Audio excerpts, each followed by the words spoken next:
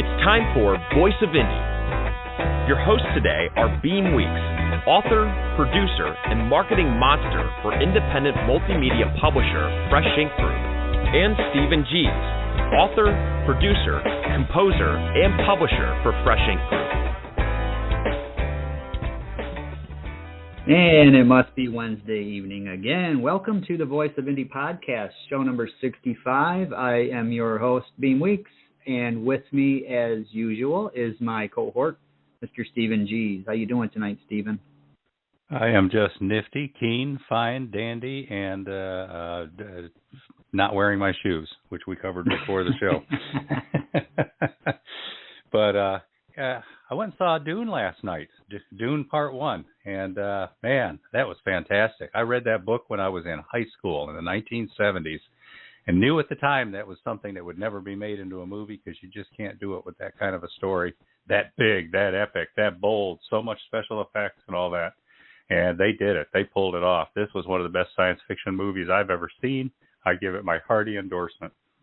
Also saw one of the critics said, Timothy Chalamet, the star, said, if you don't think he's the real deal by now, watch this movie.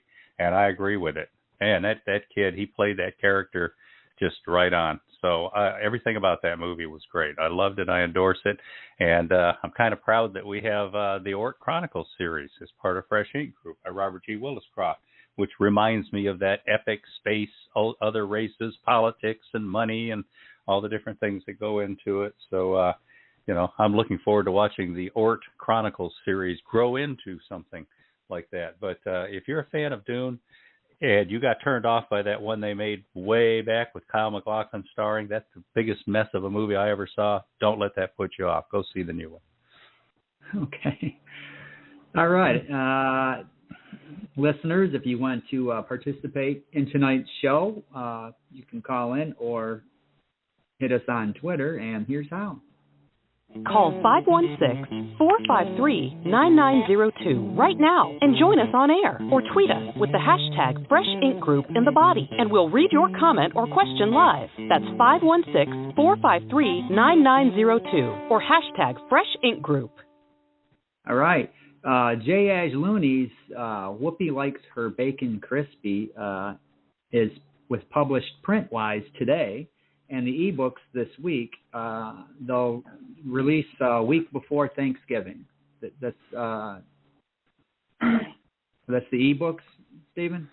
Everything's going to be released the week before Thanksgiving. We go into pre-sale generally for about a month before we release our books, and when we publish them, they go into pre-sale. All right. So you got about a month to get your order in on that, and then it's the Tuesday before the Thursday of Thanksgiving is the release day. Tuesday or Wednesday, but right before Thanksgiving is when those will be delivered. We also raised the price on the hardcover of Hello Chattanooga by newscaster David Carroll. He had priced that at $40 and winced a little bit because it's 710 pages in full color.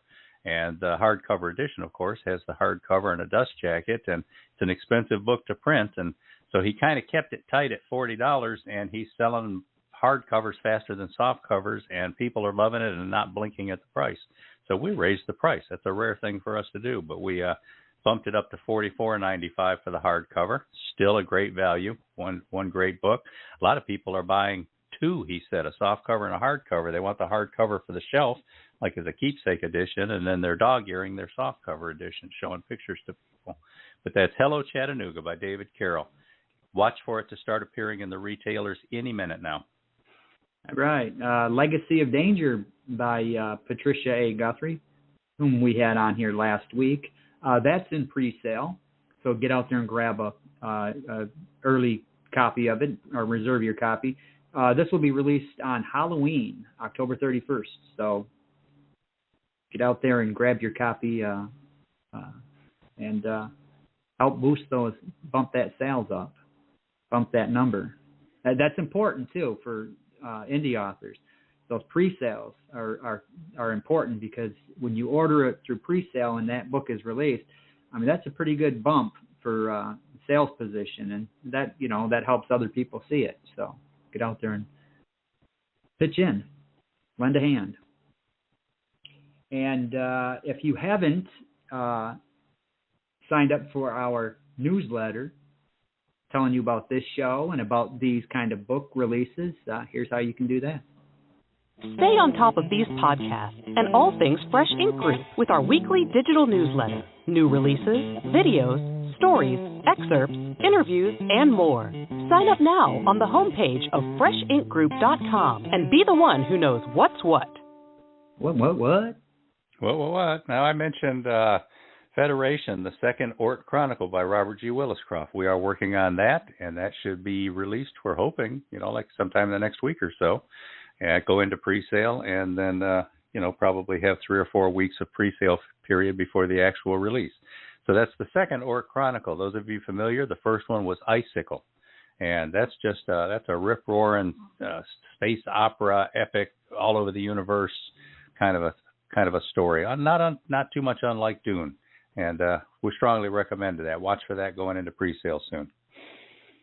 All right. We are hard at work behind the scenes getting Girl, Where's Those Shoes by Jenny Wong ready for imminent release. So keep an eye on the newsletter, keep an eye on Twitter, keep an eye on the Fresh Ink Group Facebook page, because we'll be making those announcements when that's ready.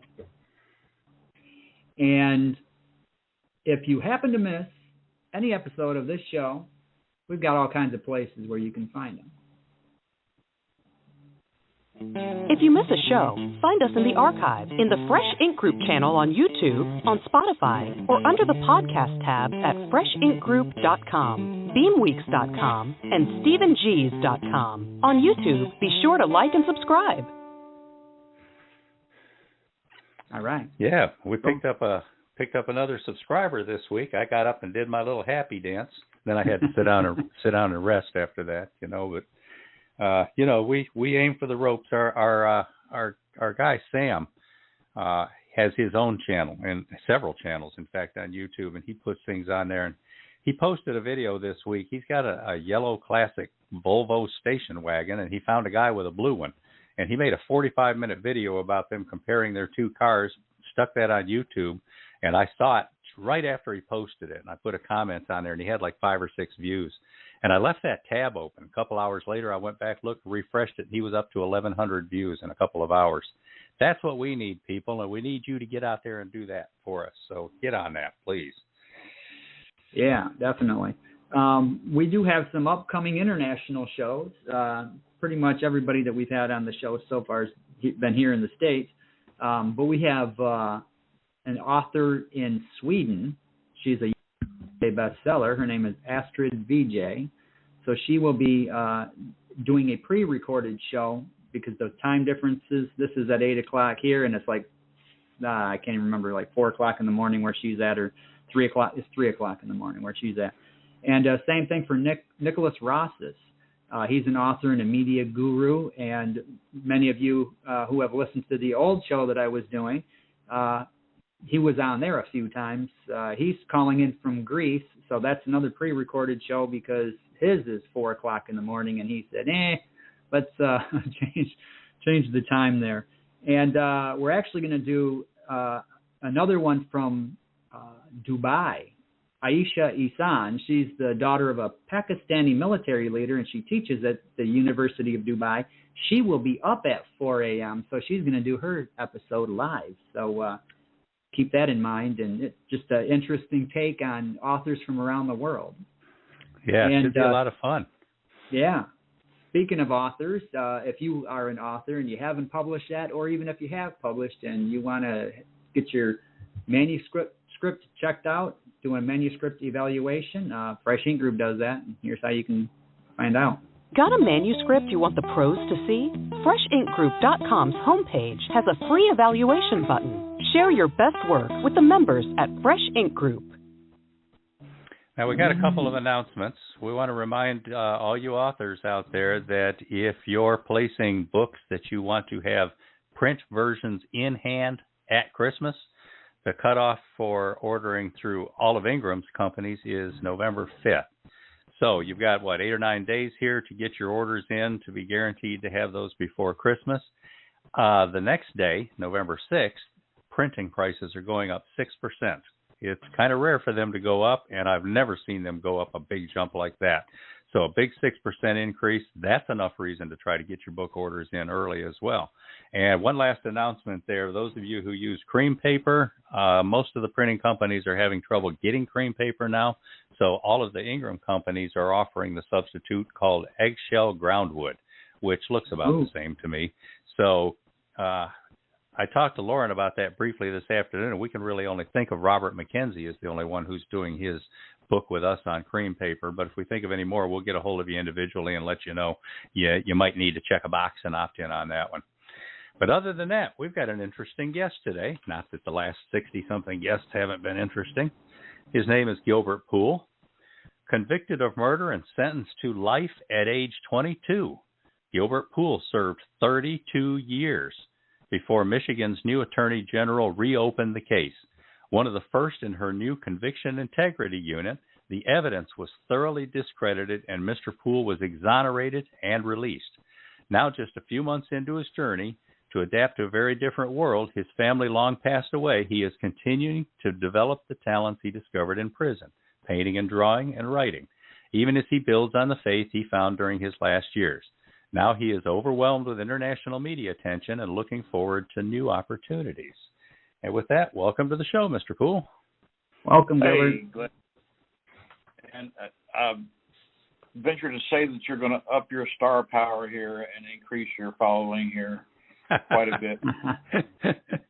Well, that's what we're hoping for. They're coming out of the woodwork to talk to you these days, huh? Absolutely. So, Gilbert, tell us where you're from. I am from Winston-Salem, North Carolina. When I was there last, it was a nice little, quaint little town, reminiscent of the Mayberry that you saw on TV, but it's probably not the same way anymore. But it was a nice little, slow town back in the hills of North Carolina. So where else have you lived besides North Carolina? What's your trajectory around the world? Well, I moved from North Carolina back in 1984 to Michigan, and I stayed up here for a while, but it was difficult to keep a job up here because it was a union state. I was a plumber, so I didn't stay long up here. I could get a job, but I just couldn't keep one. So I moved back down to North Carolina. I haven't moved around a lot. Eventually, I came back up here to Michigan at the courtesy of the Michigan Department of Corrections Transportation Service. So where are you now? Yeah, where are you living now? Now I'm residing in the wonderful town of Lansing, Michigan, where all the politicians are. So, yeah, that's right in my neck of the woods. Right. I figured I had to situate myself right in the middle of them to be heard. Less travel time. Less travel time to the capital. So what was it like growing up in South Carolina? Well, I've never been to South Carolina. Oh, North Carolina. North Carolina. I'm working on a book about South Carolina right now called In the Water, and I just spent all afternoon typing Green Pond, South Carolina into things. North Carolina. Actually, I have been to South Carolina. That was a joke. North Carolina. It's when I was there, you got to realize this was 35 years ago when I was there. It was really backwoods. You don't see the police unless you call them. Barefoot, back roads, just slap a plate on a car and take off. You don't really have to be a licensed driver. It didn't matter. Just that kind of country feel to it. I imagine it's not that way anymore, but it was really laid back. Find a lake, go down, go swimming. it's just country all the way. You were living with your parents? Yeah. For the most part, I guess I left when I was 16 years old. I moved out. What did your parents do? My mother was, she worked for a tobacco company down there. She was a factory worker. My father, I couldn't tell you. Stepdad was, he was a plumber, and as a kid, I would have to work with him doing plumbing work, and thus I picked up the trade. So when I ventured out on my own, I had the ability to weasel my way into the plumbing industry by working on jobs, construction jobs as a helper, and then eventually work my way up to working as a plumber under the supervision of other plumbers. So I guess that's the start of my skill set, but it definitely expanded when I went to prison. Great. We're going to go ahead and run a commercial right now, and then we got some tweets when we get back. This commercial is for another Fresh Ink Group author who spent decades in prison in Michigan. You might have crossed paths with him, Phil Lippert. This is his book, Crimes and the People Who Commit Them.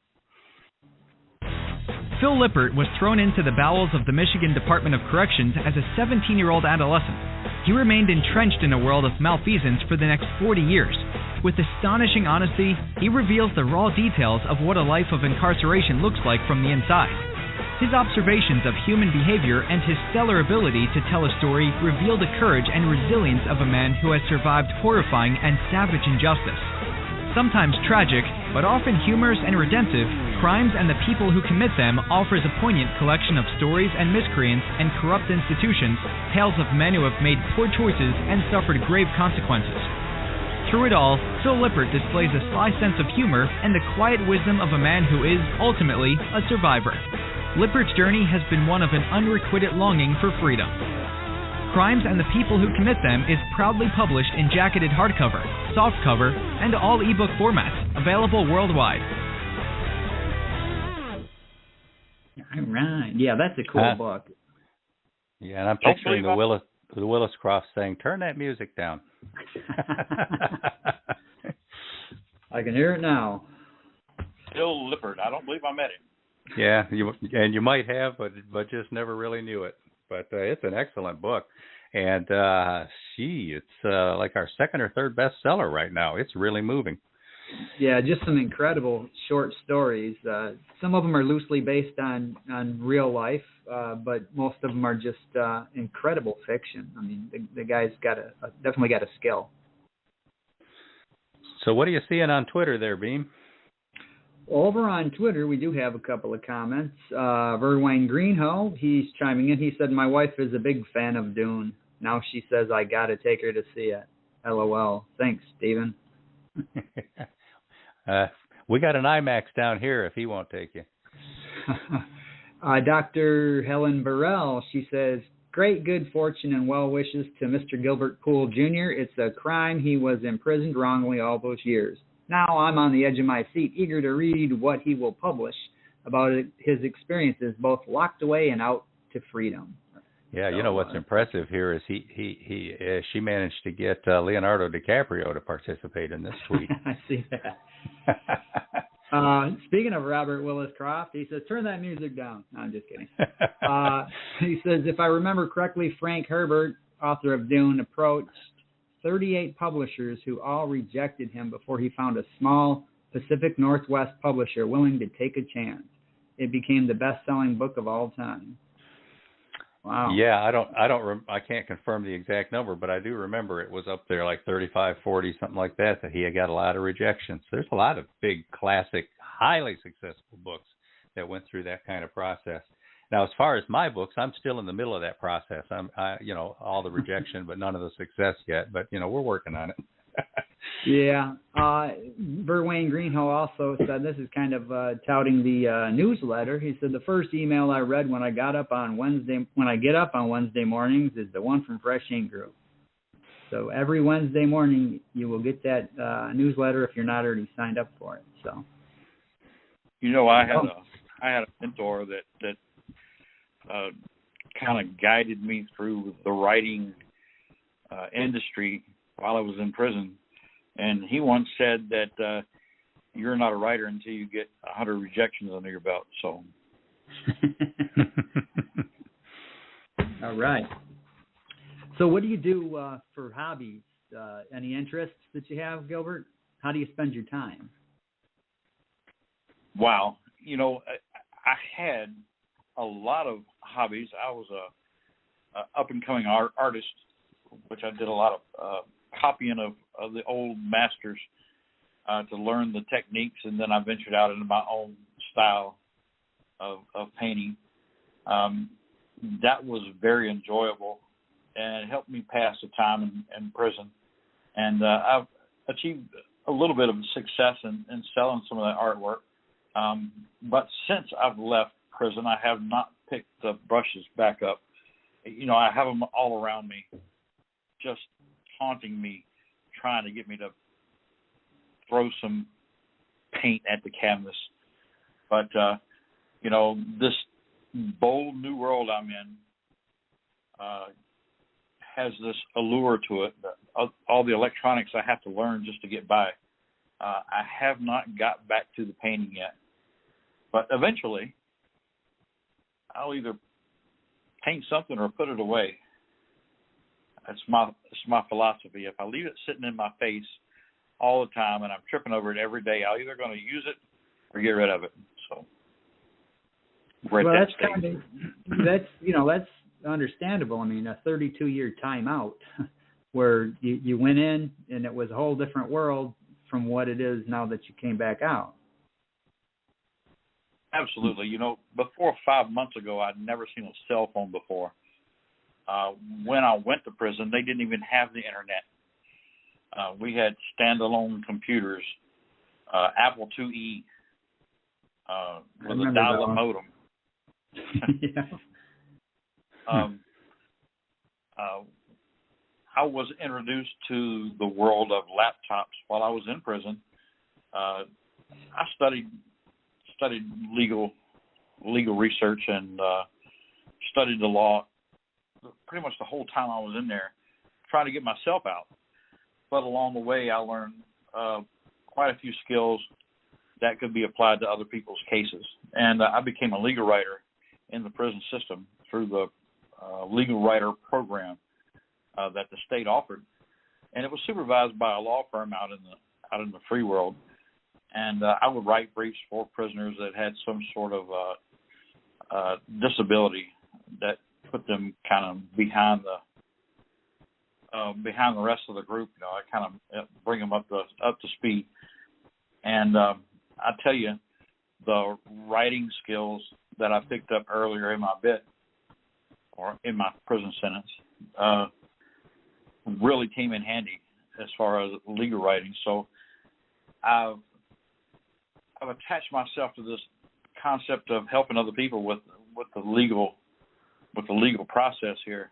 I'm not a lawyer, but I know a little bit more than the average guy, probably just enough to get myself in trouble.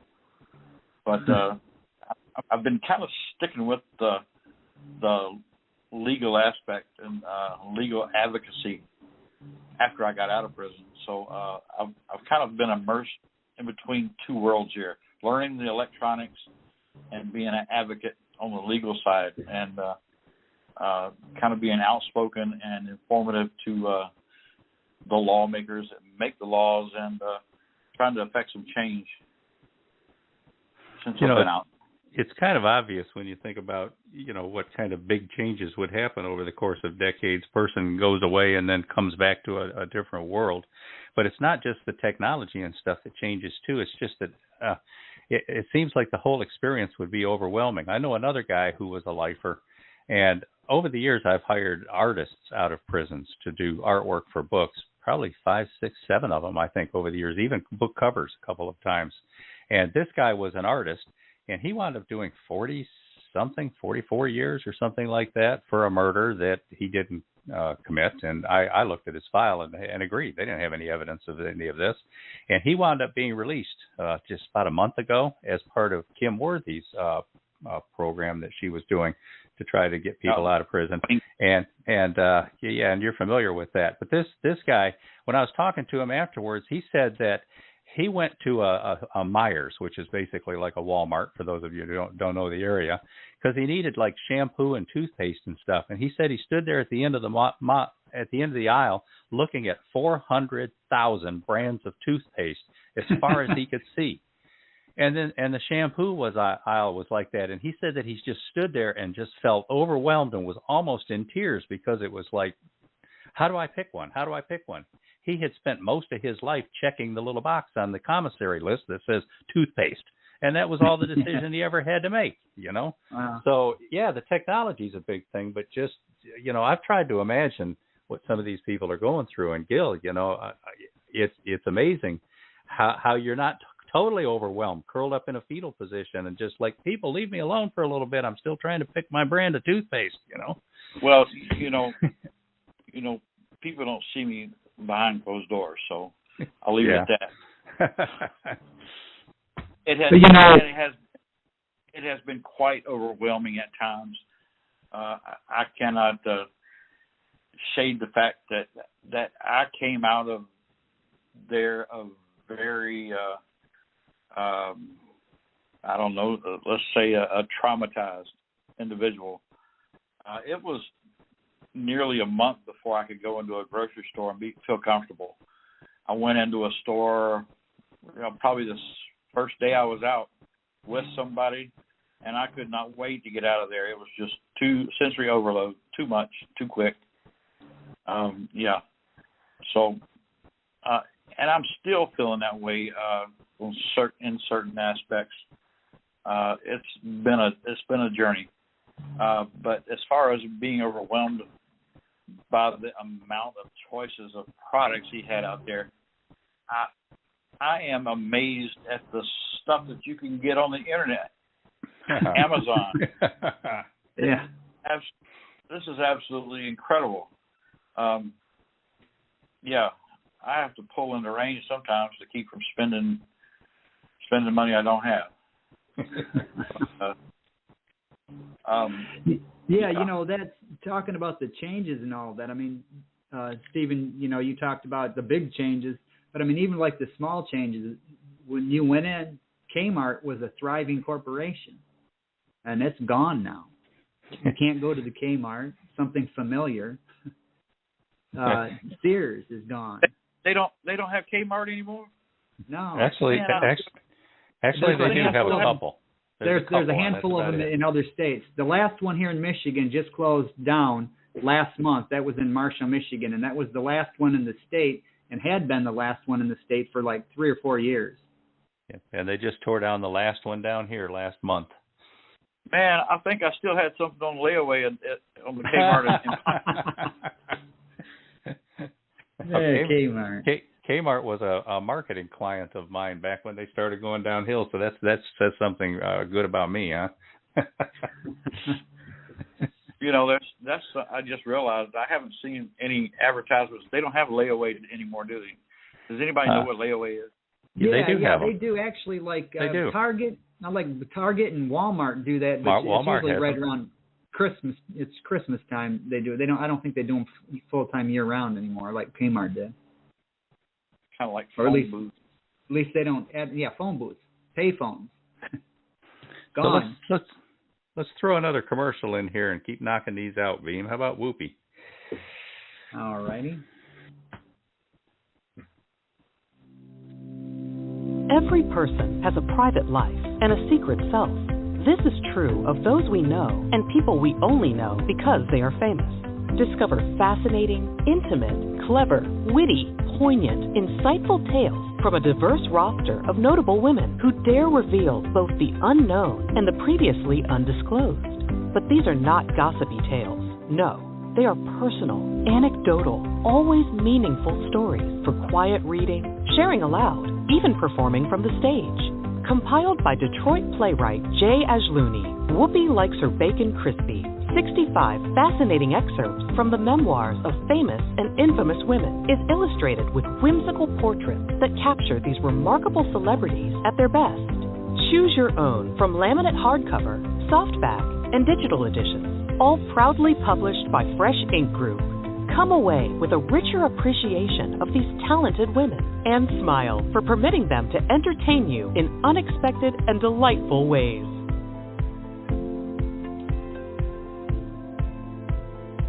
Yeah, I think Mr. Ajlouni is going to have a popular book on his hands when this is out.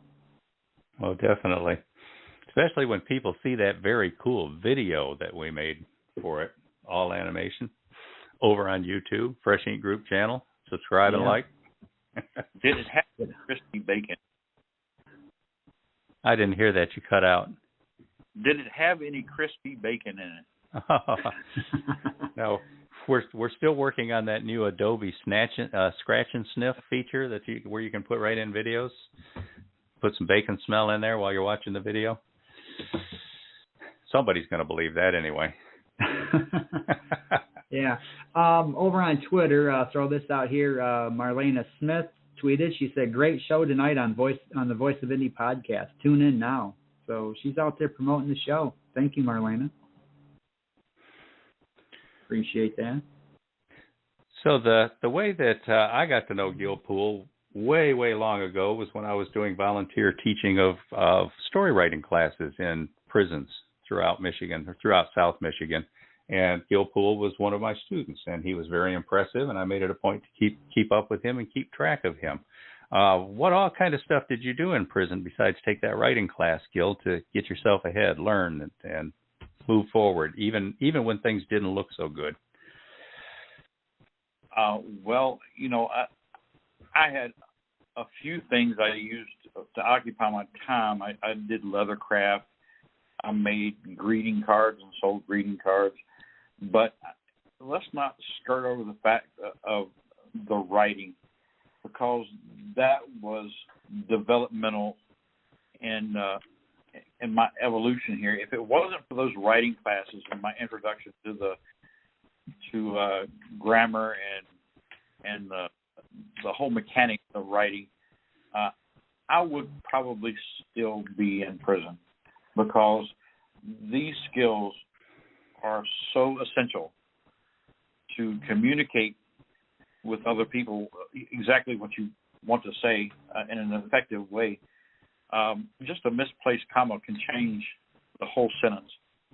So taking those early mechanics classes, English and writing, and developing story writing skills, outlining skills, it was absolutely essential for my legal writing process and learning how to draft comprehensive briefs and tell somebody's story, anybody's story that I'm writing about, in a way that is succinct but gets the point across.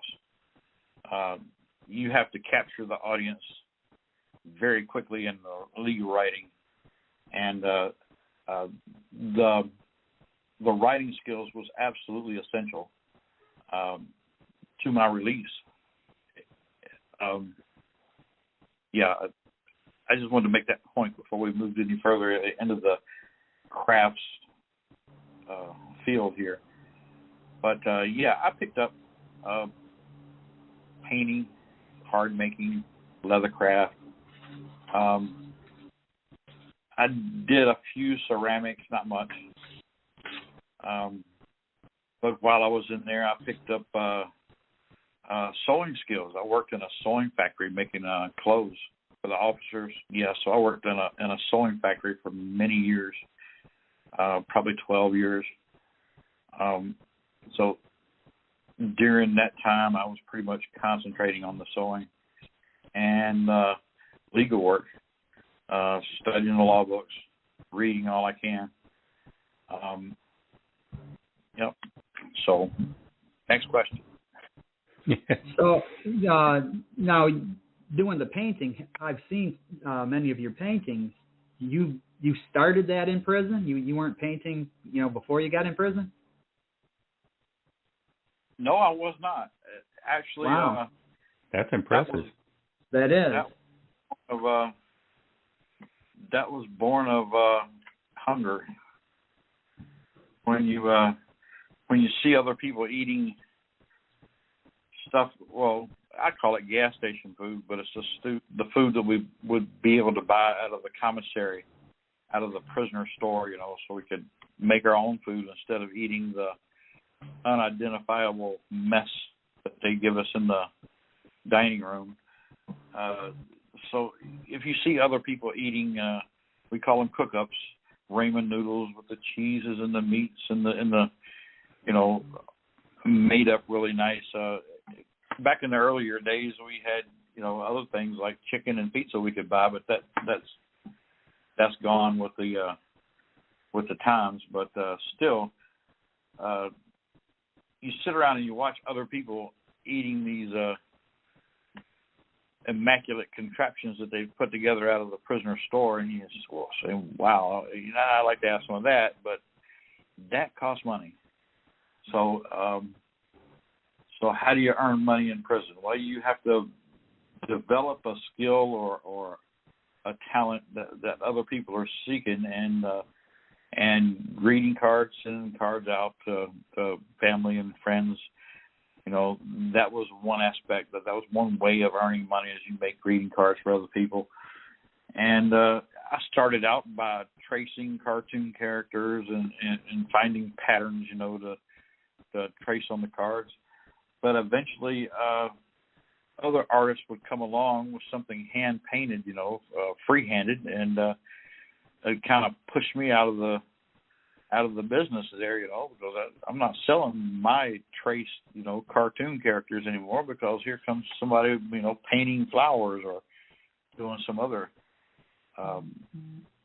portrait-like work.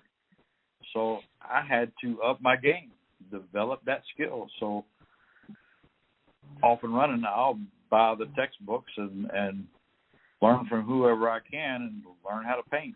And so it's like a closed economy, huh? You're selling your work to other prisoners and maybe even to staff as well? Absolutely. Huh. It's a very, very inexpensive for them, for the purchaser. But it serves a purpose, You get the ramen noodles and that tub of cheese spread, and you're off and running, or maybe some pop. Oh yeah. But eventually, my skills developed to where I was able to do portraits and just look at photographs and pretty much replicate a photograph, onto a painting, scale it up or whatever. And I just got away from the card making business. My price went up, so instead of having to make 100 cards a month just to get the ramen noodles that I needed and the cosmetics that I needed to get by, now I can make one painting every 2 months and sell it, and get enough to get by on. So the more developed my skill was, the larger price I could demand for my work. I sit here and look at the art material sitting all around me, as I'm talking about it, and I want to get back into it. Well, you have some finished pieces there with you now, right? Absolutely. But they're actually, not really. I went back to some of the people that I've sold them to and purchased them back. Ooh. Because okay. I know the value of them, and yeah, they got them real cheap. So. But these are not displayed anywhere. You don't have them posted online, or there's no way that people can go take a look at some of your stuff yet? Not at this point. No, I don't have anything on. Well, we need to talk about that. Maybe give you a page in the Fresh Ink Group site. You can put some things up, or get you a website going, because people are curious. They want to see some of these kinds of things. And who knows, something you bought back, you might get an offer for that, time to let it go again. Just rent them out, as it were. But we got some good comments over here on Twitter. Beem, you want to grab one? Sure. Berwayne Greenhow, he said, I worked in the psych ward at Riverside in Ionia, Michigan, working to get the men there to get involved in the social life in prison, such as it was. And I was overwhelmed some days with the men I met and their stories. Not everyone in prison is guilty or a bad person. Yeah, that's right. And then Marlena Smith says, I couldn't imagine going through that big of a transition. So much of an adjustment. I'm so glad you're getting to tell your story, and I look forward to seeing what's next for you. Well, that's a nice sentiment, Marlena. And listeners, the phone lines are open, so if you want to call in and talk to tonight's guest, Gilbert Poole, that's 516-453-9902, 516-453-9902, or if you want to join in on Twitter, as the others are doing, it's hashtag Fresh Ink Group in the body of your tweet, and we'll see it.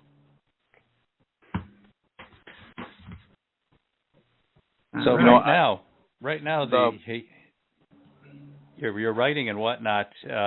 You're putting together things for interviews, for appearances, podcasts, things like that. What kind of stuff are you getting pulled into right now? Your day-to-day interactions with the media. Well, interactions with the media are pretty much limited to telling my story. There have been a few instances where I've been called to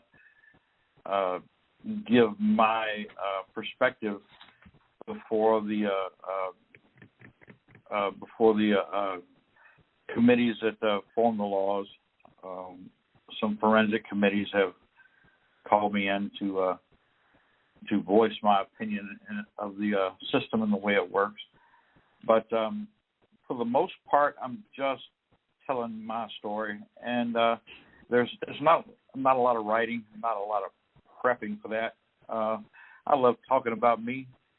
My favorite subject. And you probably have a few opinions too. I have to rein it in sometimes. Yeah. Consider my audience.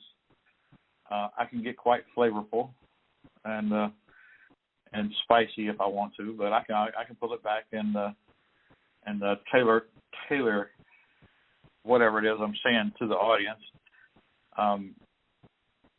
There is definitely a harder side to the story. We'll avoid the terrifying part of prison and just concentrate on the brighter side of things, of developing skills. And but prison is not a flowery sit back and do crafts and enjoy yourself type of place. Prison is as dangerous as you can imagine, and you got to keep that first and foremost in your mind. So if I'm talking about sitting and doing crafts and doing paintings and that, you got to temper that with the fact that somebody just got stabbed out in the yard, or there's a fight over here in the day room, and you got to watch who's walking around you, because you never see it coming. Sometimes you're not even involved in anything and can get caught up in it. So it's really a war zone that you got to tiptoe around through. And all these other things are just distractions to, like the crafts and the writing.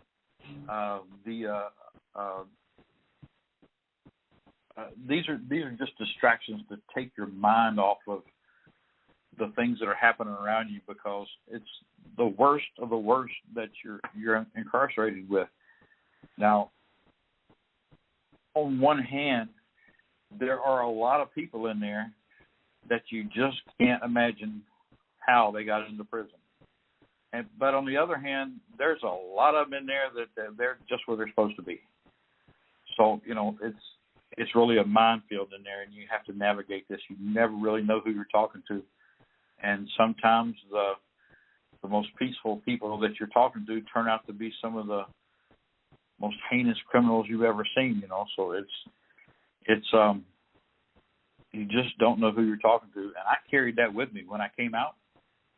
When I was finally released from prison, I don't trust anybody. I don't care if it's the guy at the gas station. You don't like them walking up behind you. Taking my credit card. Or sitting there talking to somebody and they look over my shoulder behind me. I'm thinking they're trying to distract me and get me to turn my head so they can do something, you know. It's just, I liken it to PTSD or traumatic syndrome of some sort, because I don't see things in the same perspective as everybody else. I see everything in a battle from that perspective. If you're in a battle and you're trying to navigate your way through, and everybody has an agenda. So it's a big transition as far as that goes. But the working on the crafts and the skills of painting and leathercraft and even the craft of writing, these are distractions, but they're also skills that I've learned to develop, because, you know, the more I concentrate on it, the more I'm going to learn on it. I hate to be I don't know what you call him, Steve, 50-pager, somebody that writes 50 pages and then quits. Oh, yeah. Yeah, I hate to be somebody that starts something and gets halfway through it and then gives up on it and then moves on to something else before they, you know, complete the project or complete the process here. So, yeah, I have many irons in the fire. Point in time right now, I have this platform to where I'm able to sit here and tell my story. And there's so many things that take precedent over me proceeding with my art or proceeding with my writing. There's other things I think take priority, and that would be assisting whoever I can and bringing to light the injustice of some of the criminal processes here that got me sent to prison for a crime I didn't commit. And I want to ask you about the details on that real quick. We want to mention over on Twitter, though, Marlena's saying that's a great idea, Stephen. I would love to show your work, Gilbert. I have a couple of different sites I can feature you on. That's Marlena Smith. Keep that in mind, Gil. Oh, and fantastic. And Robert Willis-Cross says, did you experience any of the inter-prisoner actions we often see in the movies, such as gang rivalries, bullying, forced servitorship?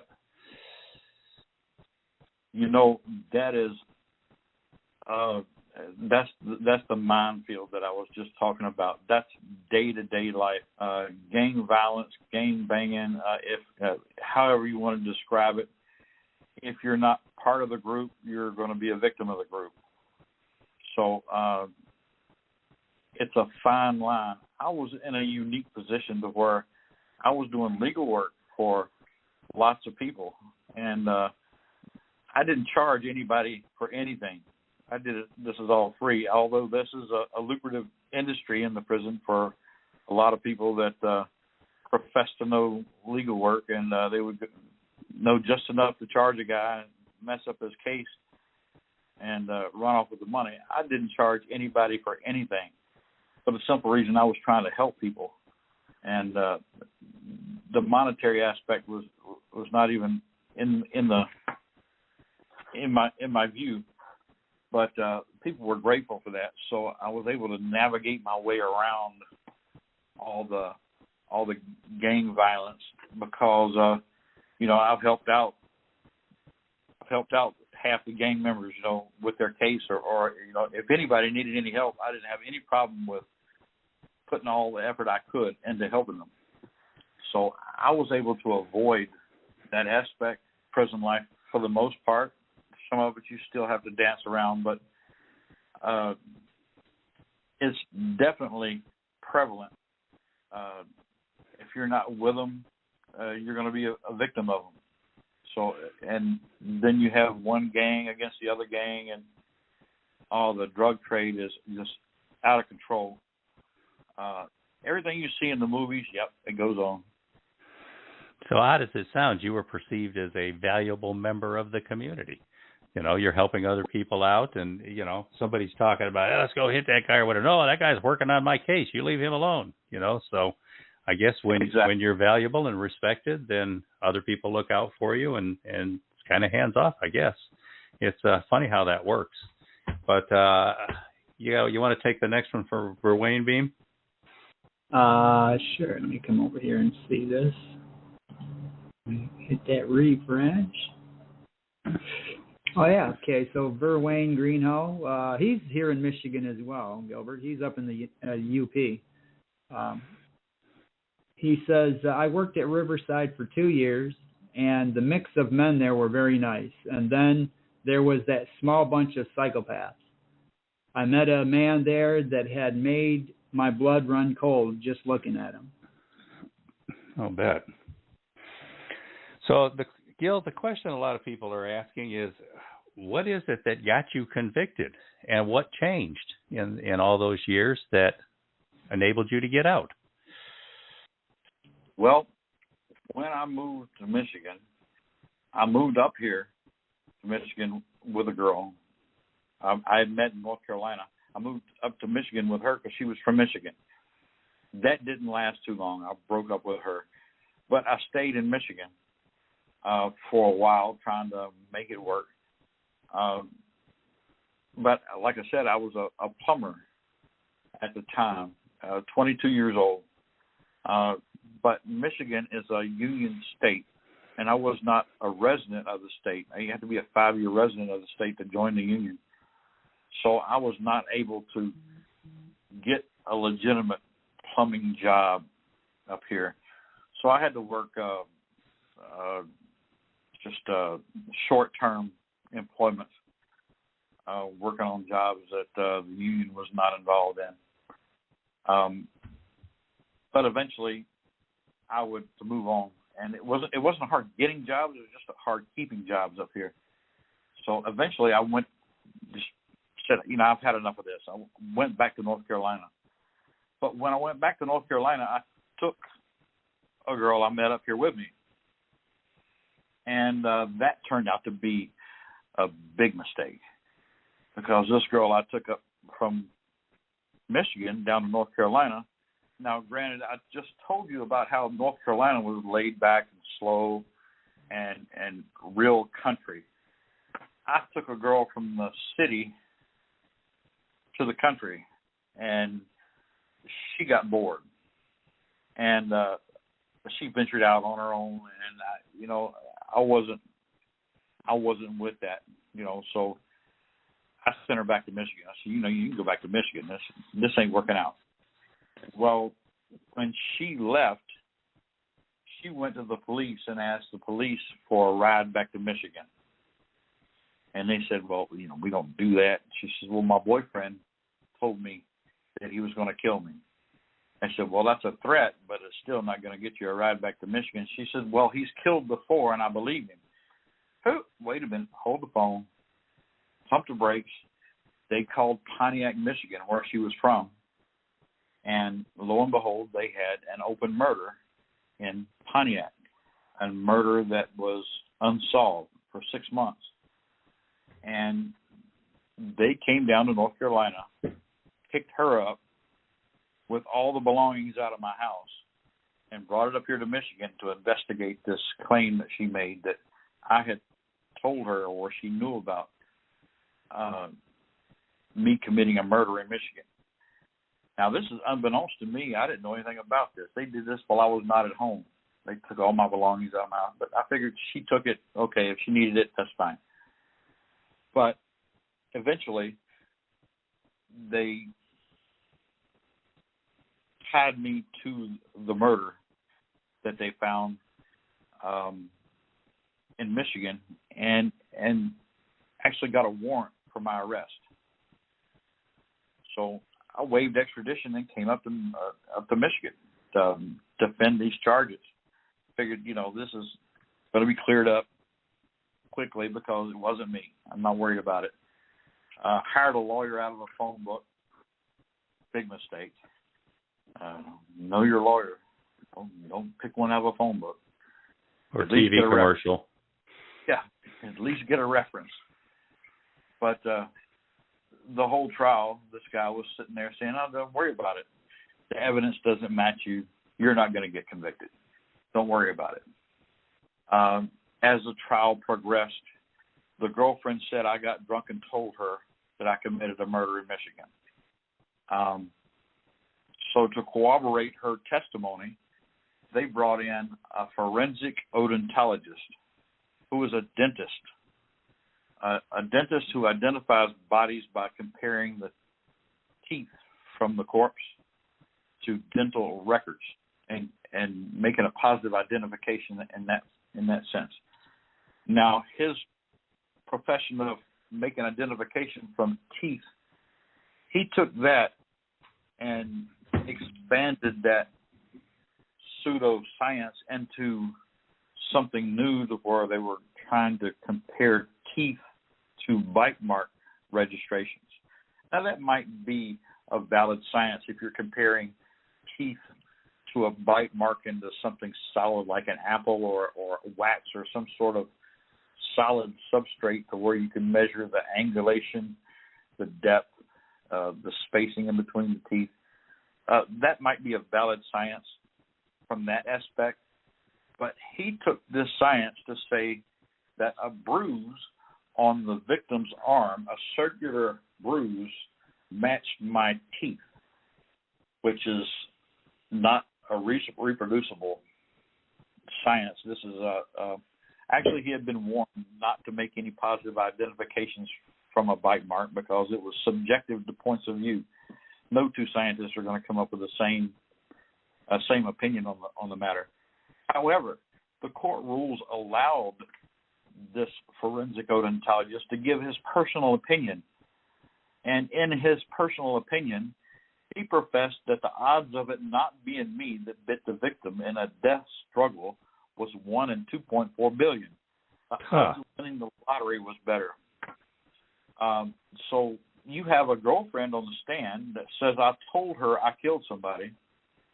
Then you have a scientist that the court instructed the jury, this guy has been stipulated to as a scientist, so what he says you can count as true. He gets up and gives his personal opinion that the odds of it not being me that bit the victim was 1 in 2.4 billion, and all dental certainty I was the perpetrator of the crime. He's buried me. So there's not much defense to that. I mean, if you didn't do something and you had this guy paraded up there with this pseudoscience, that the jury was not equipped to discern what he was talking about or to evaluate whether or not what he was saying was true or has any admissibility to it. And a lawyer that was pretty much kicked back in the chair, almost sleeping during the trial, I was found guilty. Actually, when the prosecutor rested his case and it came time for the defense to put on his witnesses, my lawyer says, "You know what? I'm good. I don't have a defense. I don't have any witnesses." So he didn't even put on any witnesses or any defense. Wow. Didn't even put it on the record to refute that testimony, huh? Didn't even attempt it. So he didn't even preserve it for appeal. Right. So I actually, he tried to have it excluded prior to trial.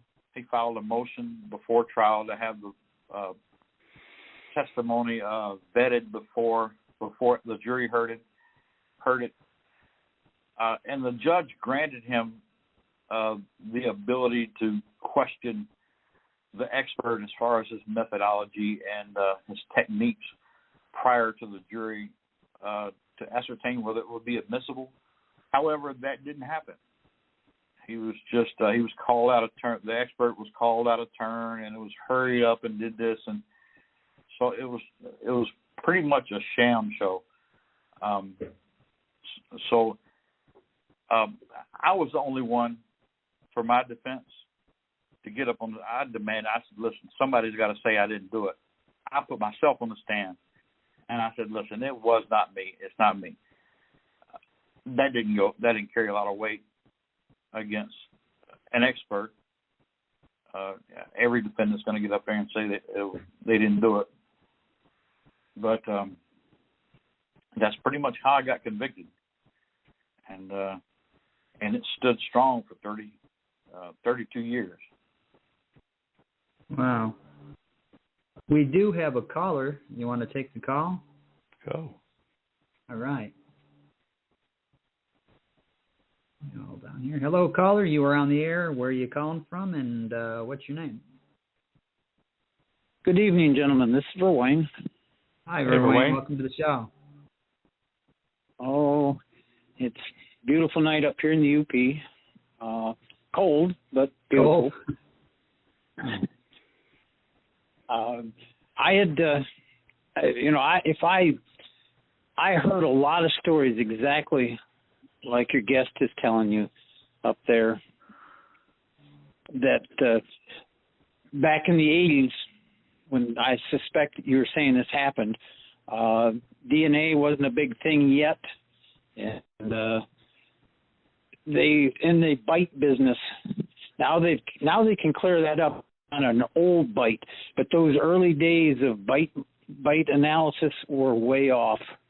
And I had seen several guys get wrongly convicted that got theirs turned over 10, 12 years later. But how do you get reimbursed for 10, 12 years of your life on a mistake? Right. Absolutely. They started turning cases over long before they turned mine over, but they had bad case law that allowed it to remain in Michigan. There was a case of People versus Tony Dale Marsh, to where the judge had ruled that the bite mark identification evidence was admissible because the jury was able to see what the expert was holding up as far as x-rays and comparisons and see for themselves. So therefore, the Michigan Supreme Court had ruled it was admissible in the state of Michigan, which created bad case law, which still stands today, I think.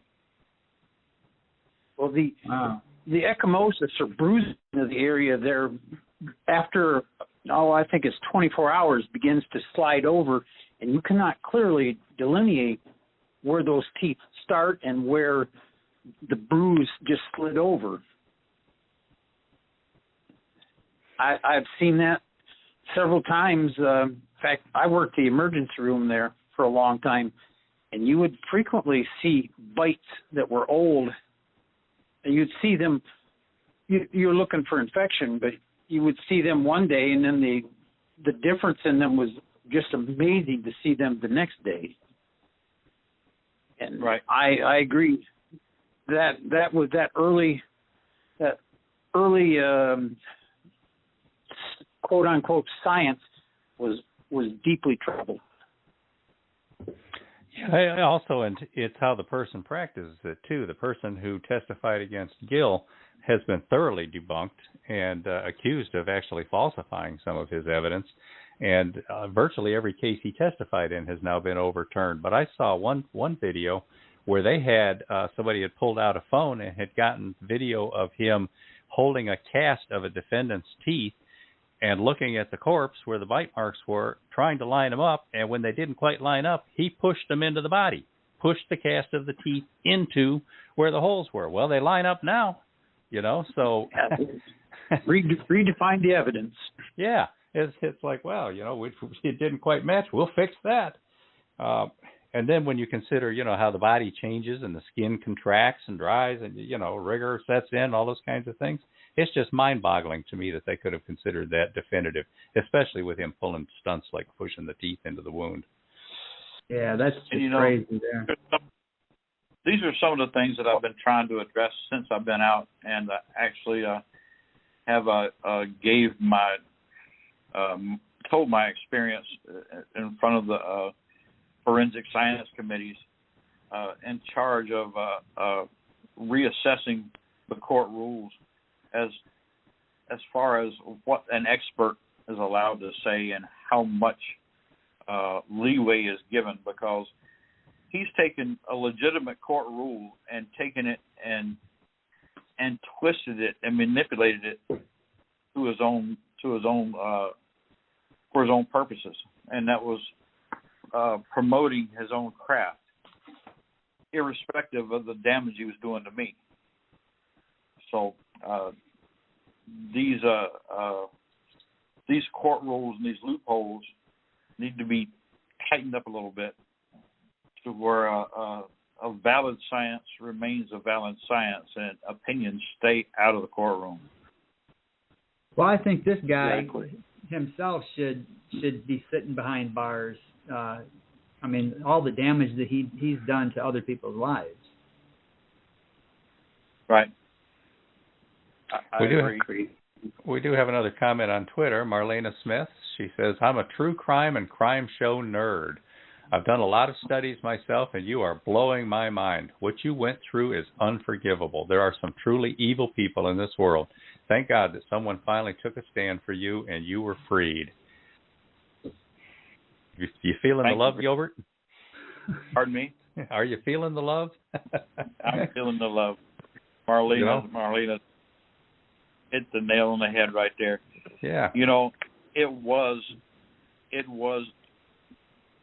some people say the stars aligned for my release, because this is a drum I've been beating for 30 years. But I was getting nowhere in the courts. And I've had the Innocence Project from Cooley Law School trying to get me out on DNA testing. Now, there was blood found on the body that did not match the victim. And they got a warrant for my blood, and lo and behold, it did not match me. However, during the trial, when it come time for that expert to testify that there was blood found at the scene that did not match me and did not match the victim, he was sick. That scientist was sick. So they had another scientist reproduce the test that the prosecutor wanted to use, and that was not one of the tests that she reproduced. So the actual scientist that could have gave exculpatory evidence that would have excluded me did not testify. So instead of his testimony, the lawyers and the prosecutors said, Your Honor, this expert is not available due to illness. He's on the phone if the defense wants to talk to him, but we have his report here, and we can enter his report into the evidence if the jury wants to see it.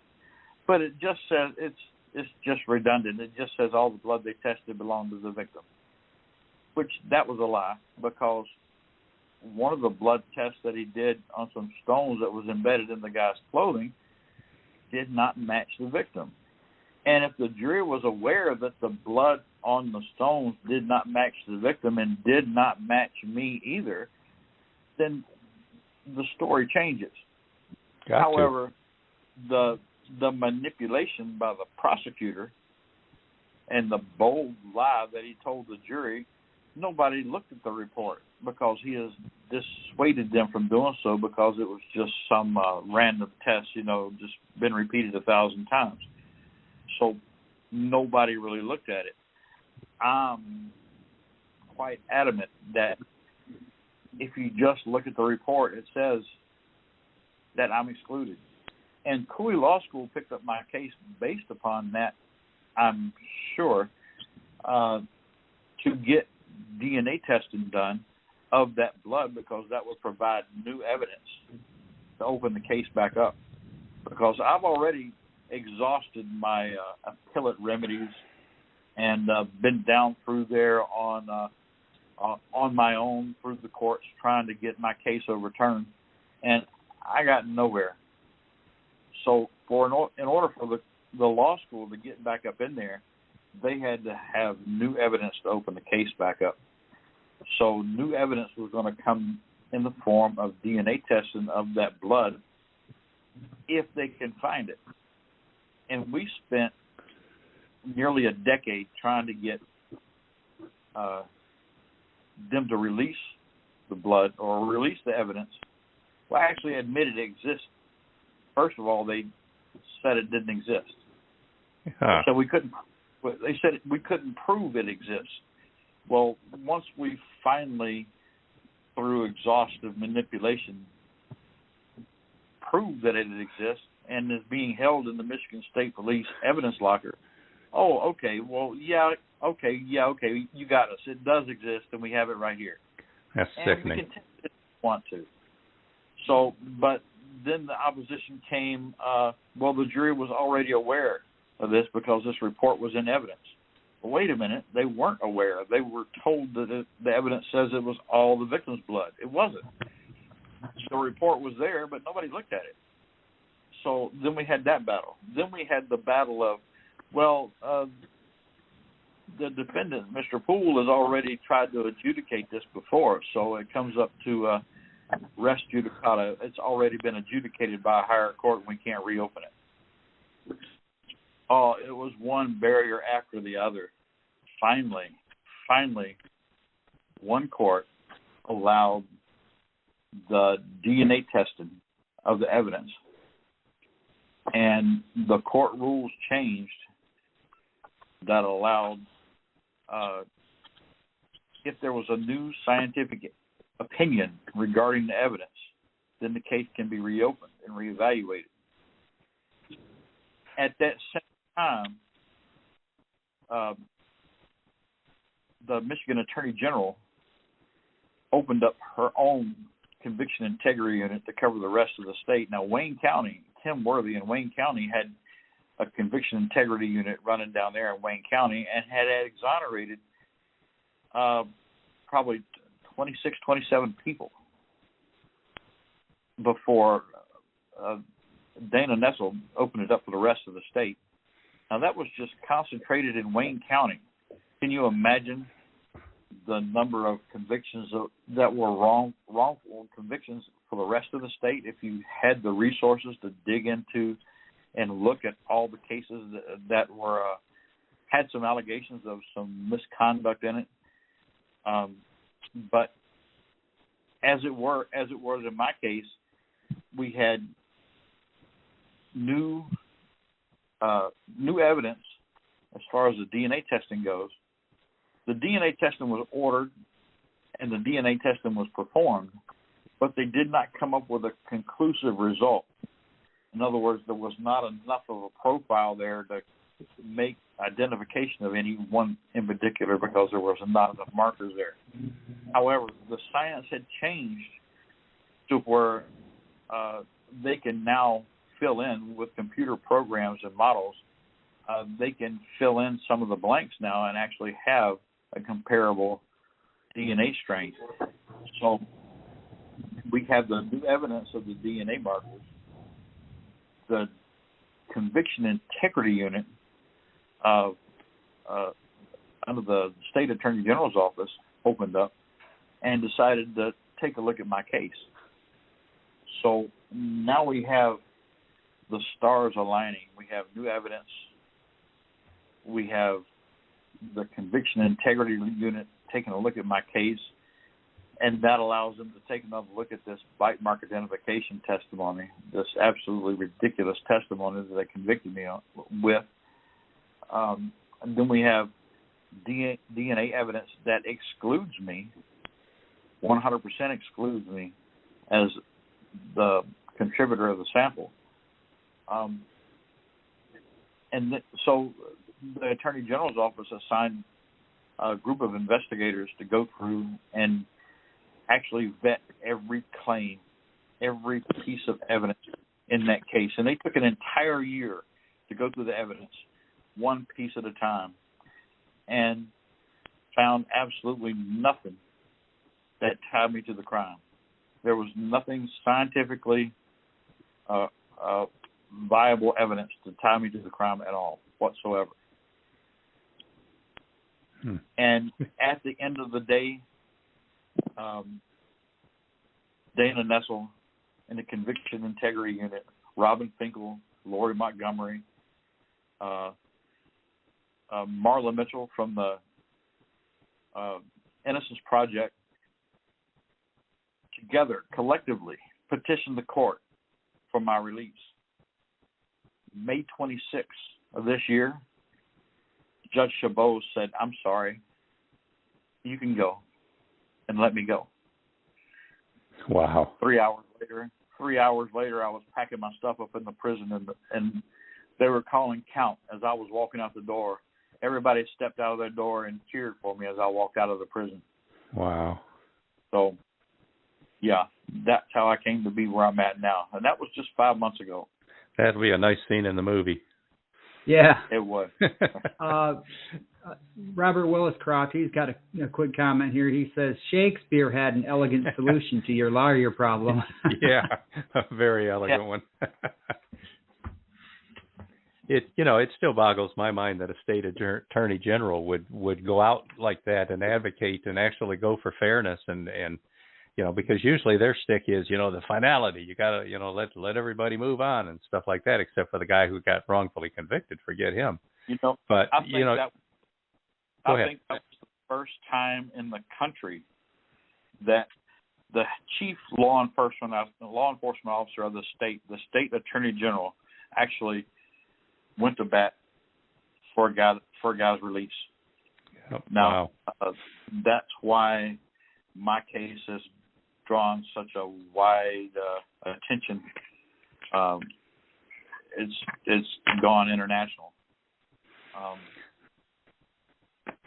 I think there's a situation there. I mean, it's in so many instances, it's not about right and wrong anymore. They don't care. It's about like Stephen said, let people move on or whatever. They don't care about right or wrong. In many instances, they know that the evidence shows, something different from the actual conviction, but they're willing to write it out because a lot of these people are going to go for re-election. Hey, look, this person's tough on crime. It keeps them in the system. It keeps them in a career. In other cases, since I've been out, we've tried to petition for other conviction integrity units in other states. For example, Missouri. There's a case of Kevin Strickland. He was convicted in 1979 of a triple homicide, but it's by all accounts he was innocent. He was wrongfully convicted. However, the state attorney general down there decided that for political reasons that he does not want to overturn a conviction. It was a valid conviction, and no, he's not arrested. So that's one instance there where, we have parts and pieces in place to right injustices, and it goes a long ways, a testimony to their character about how they can set aside their partisanship and political slant in order to do the right thing, because it has nothing to do with political parties. It has nothing to do with ethnicity or any of these, all about correcting a wrong. If they can bite the bullet and say, listen, sorry, we were wrong, aside from the potential litigation afterwards and everything, let's correct it. If a man has to stay in prison one more day, that's ridiculous. If you're going to base that upon, oh well, I'm a Republican or I'm a Democrat, or it's people have to set aside these political motivations and just do the right thing. Actually visit the cases where the allegations are made and actually look at the cases, because anytime you have human participation, there's going to be screw-ups and there's going to be people that do stupid stuff. And I don't care if you're law enforcement or officer. I don't care if you're, look at the things that's been exposed since the advent of the personal video camera. All of a sudden, the police are not so pristine because you can actually see it for yourself. Well, it's always been that way because you have human interaction. You have, everybody's not going to be holier than thou. But now it's starting to come to light. And now people are starting to take a second look. And after people are starting to take a second look, lo and behold, look how many people have been released because of misconduct in some way, shape, or form. Now, I'm not saying that we have a bad system. I can't point to another country that has a better justice system. I don't know of any, but it might be. I don't know. But I'm saying this is the best one I know of, and it can still be the best one in the world. We just have to work at it because everything has fallibility to it. And if you just get over your pride and say, you know what, we screwed up there, and release some of these guys, because there are so many people I left behind that I hear these stories. Like I said, I was working as a legal writer, and I heard stories after stories after stories to where people did not belong in prison. But for technicalities, but for this manipulation of evidence, but for this misplaced evidence, guys wind up in prison. And it's really clogging up the system. If you go through and finance, and this is probably key and foremost here, is financing these programs and supporting these conviction integrity units that go through and investigate these claims. That's the only way you're going to make repairs to a system that has chunks missing out of the wheels. You know, you have to be able to support the correction of it. There's a lot of people that want to do the right thing, but they just don't have the resources. The conviction integrity unit of the state attorney general's office is very small, and she's serving the whole state. Kim Worthy has done a phenomenal job down in Wayne County. I think she's had 30 people exonerated. She's released 30 people through her conviction integrity unit in Wayne County over I think it's like 5 years now. That's absolutely remarkable. You would think the citizens would want that. Pardon me? You would think the citizens would want that. I mean, so many of these, prosecutors, attorneys general, and all of them, they're reluctant to do this because it's political and they don't want to be seen as soft on crime. Somebody's going to make a commercial saying he's letting killers out or whatever. But your average citizen, you would think, would want to look to these people and see integrity, see a willingness to admit a mistake and undo a wrong and things like that. Wouldn't you feel better about your entire legal system knowing that the people have some integrity up there at the higher levels? I don't know what her motivations is behind that, but I can only say that she's doing the right thing and she's making it work with the resources she has. And it's an example, it's a model for other places in the country to start their own units and try their very hardest to work it out, because it's not a popular subject. It's not a popular thing to say for a police department to come in and say, well, we don't trust some of our workers, because that's exactly what they're doing, is they're stepping up and saying, our own workers have been screwing up and we need to fix it. So it's not a popular thing to do, but it's the right thing to do. Well, yeah. And there needs to be more accountability for those that are falsifying evidence or withholding evidence. I mean, that's the big thing that I read in articles in the newspaper all the time. It's like, well, they finally got a hold of this evidence that had been withheld for a year. They just found it. It's like your blood in the police locker up there. It's just amazing, and there is no accountability for that. You don't get in trouble for withholding evidence and sending somebody to prison wrongly. You just go to the next case. It's no big deal.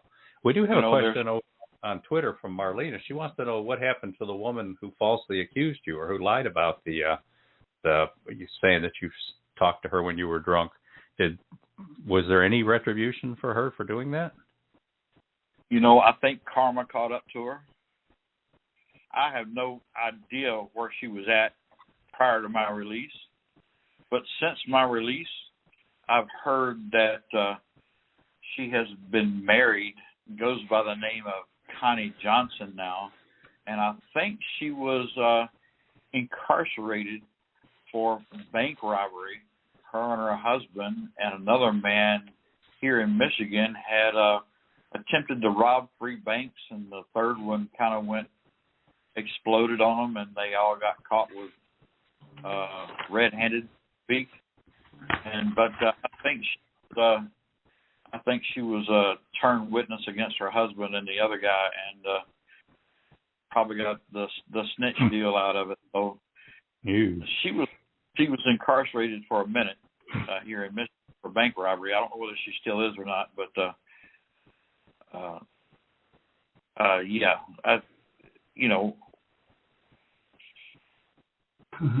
not Marlene, my job. She's going to do herself in. Yeah, Marlena says she says we're gonna need a part 2. Yeah, we are just about out of time. Gil, how do people get a hold of you if they want to send you a note, some congratulations, a card with some money in it? Who knows what people might send? Well, I am on Facebook. It's I have an email address, gilbert.poole@icloud.com, or you can look me up on Facebook. And, of course, we have the contact form at freshinkgroup.com. Send us a note, and we can always pass along messages or hook people up. Get in touch. So thanks for coming today, Gil. This was definitely very interesting and an eye-opener for a lot of people. Yeah. Well, like I say, I enjoyed talking about me, but I really enjoyed opening eyes to the system and the way things are, because people aren't really aware of the ins and outs of the criminal justice system. They just see the end result on TV and say, yep, they got the good guy, they got the bad guy. Yeah, exactly. Right. All right, so people, subscribe to the newsletter, which is on the homepage of freshinkgroup.com, and we will give you updates about what's going on with Mr. Poole, what's happening with his art, with his writing. We're definitely talking to him about some books because we think there would be big demand from people interested in his story. I'll bet we could sell at least 2 copies to Marlena Smith alone. Yeah. So, listeners, next week, be sure to tune in. Author Joan Hall will be joining us, and we'll be talking about her work. So tune in for that. And after that, novelist Aisha Ihsan will be live from Dubai. She's getting up at 4 o'clock in the morning for us. And after that, from not live, this will be pre-recorded, from Sweden, Astrid Vijay, also an author. She will be talking about her New York or USA Today bestseller. So tune in for that. And then another recorded show, Nicholas Rossis from Greece. We're longtime friends with Nick, both Beem and I. We've known him for a while now. He's an excellent author, writes a lot of stuff from children's to how-to, but he's also a media guru. He's the guy that we talk to when we want to know, what's Amazon doing? What's going on? What are all these changes? How do we navigate this? And he's always right on. He's not only in the know, but he puts the stuff out there for everybody. So that's a blog that you're going to want to subscribe to as well. That's Nick Ross. Definitely. All right. Thanks, people. And thanks again, Gil. Thanks, Gil. Talk to you all. We'll talk to you guys next week. All right. Bye. Bye. You've been a part of Voice of Indie, a production of Fresh Ink Group. Spread the word, support our guests, then find us at freshinkgroup.com and be sure to hashtag Fresh Ink Group.